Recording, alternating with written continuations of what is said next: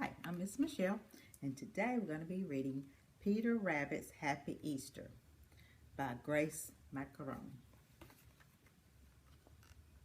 Peter Rabbit was feeling very sorry, as he had been a very naughty little bunny yesterday.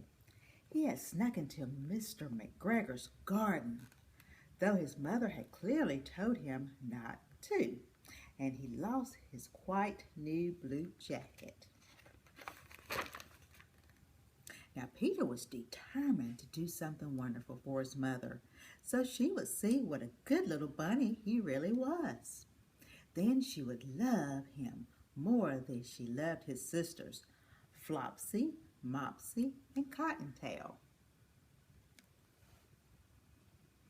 who never seemed to do anything wrong. And so began Peter Rabbit's exciting Easter adventure. One sunny morning, Peter was walking past Mrs. McMullen's hen house when he saw there were so many more eggs than anyone could possibly need. So he took a few eggs from the hen house, and along he went. Let's see where he's going.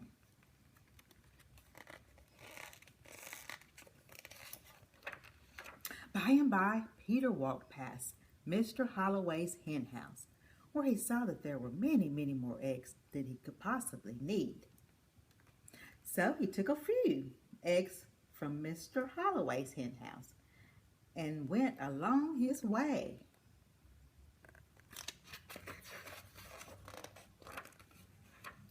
Not much later, Peter walked past Mrs. Jones' hen house and saw once again that there were many, many more eggs than anyone could possibly need.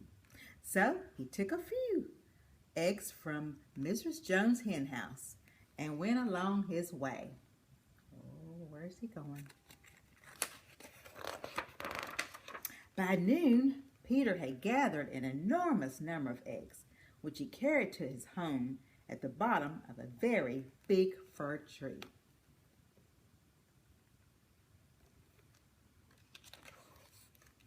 What a good little bunny I am, thought Peter. Mother will be so pleased. As you may have guessed, Peter was not the tidiest of little rabbits. And as he tried to carefully stack the eggs against a wall, several open jars of paint, yellow, orange, purple, and green, toppled over.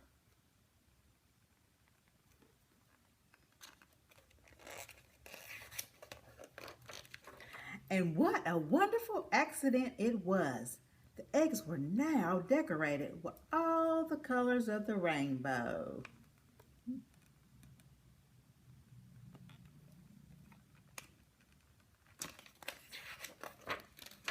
Presently, old Mrs. Rabbit returned from the baker's to find a house full of painted eggs. I gathered them just for you, Peter said. Now, my dear, said old Mrs. Rabbit, quite amazed by the inventiveness of her son's mischief, while I appreciate your good intentions, you should not take what isn't yours. You really must return these eggs to their owners.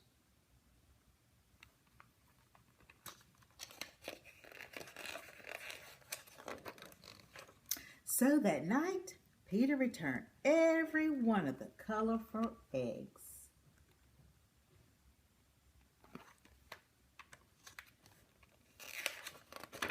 And the next day, Mrs. McMullen's, Mr. Holloway's, and Mr. Jones' children, along with all the other children of the neighborhood, were delighted by what they found scattered in their gardens. What did they find?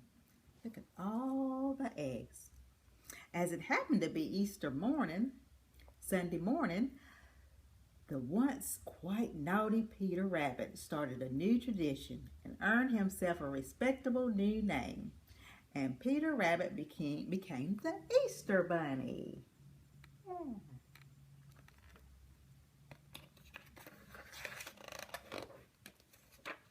The end.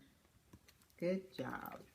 Hi, it's Miss Kianna, and today we're going to be reading The Easter Bunny That Overslept by Priscilla and Otto Friedrich.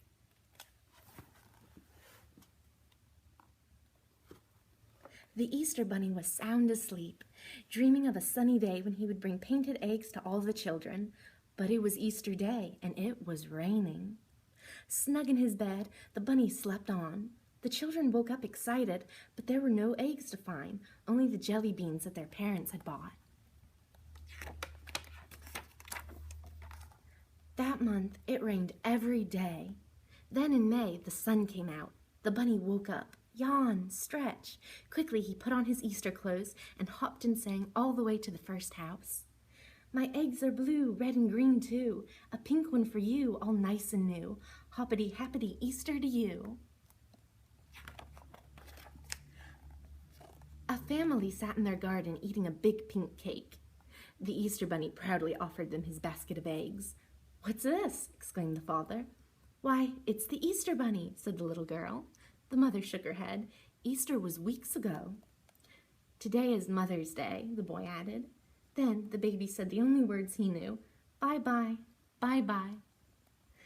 Poor Easter Bunny. He tried other houses, but no one wanted his eggs, and some people even scolded him for not being on time. The little bunny sadly returned to his home. It seemed forever till next Easter. After May came June. After June came July, and, "Why, I'll be a 4th of July bunny," he thought. He made himself a spectacular hat and repainted his eggs, red, white, and blue, with stars and stripes. On the 4th of July, he hopped to town, where everyone was watching a parade. What a parade! Trumpets and trombones, flags and floats, soldiers, Boy Scouts, and Girl Scouts marched, and hopping along to their drumbeat was the 4th of July bunny with his basket of eggs. "Stop the parade!" the mayor shouted. "Who are you?" The rabbit felt shy. "Well, I'm really the Easter Bunny," he said in a tiny voice, "but I overslept and missed Easter." Then he held up his basket of eggs. "Happy 4th of July, everybody!" "The 4th of July is no time for eggs," the mayor said crossly. "Now go away." The parade marched on, and the children followed, forgetting all about the Easter Bunny. He was left alone. He tried knocking on doors, offering his painted eggs, but everyone thought he was joking. Far away, crowds cheered as firecrackers boomed. Rockets zoomed into the sky and turned into clusters of stars. The Easter Bunny hopped sadly back home and fell asleep again. Summer passed, autumn came, and the leaves blew down from the trees. Still, the bunny slept. One spooky night, when the wind was howling, the bunny heard a knock at his door. 3 little ghosts stood outside. "Trick or treat," they shouted, for it was Halloween. "Wait right there," the bunny cried happily, and hopped inside to get his Easter eggs. The children were surprised to see a basket of eggs. "What are those?" they asked. "Easter eggs. 4th of July eggs. The little bunny sighed and hung his head. Why bother to explain? No one wanted his eggs. He looked so sad that the children didn't play a trick on him. They just ran away laughing and shouting, "Easter eggs on Halloween? Who ever heard of such a thing?" The Easter Bunny stood in his doorway, shivering in the wind. He waited for other children to come, but they didn't. Suddenly, a fierce gale swept the little rabbit off his feet and carried him high up in the air. He landed a long way away.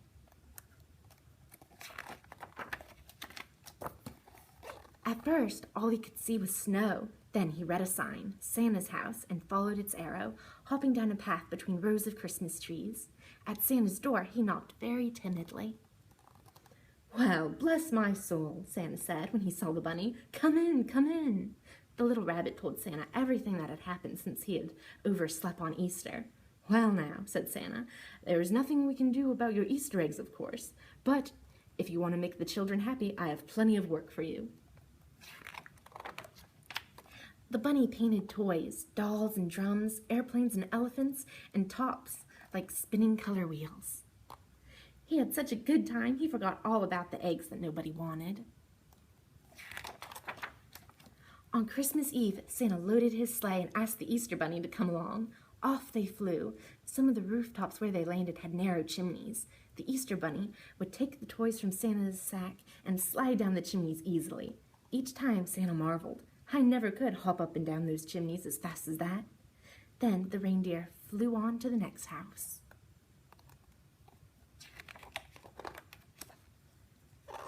After all the presents had been delivered, they returned to Santa's for cookies and hot chocolate.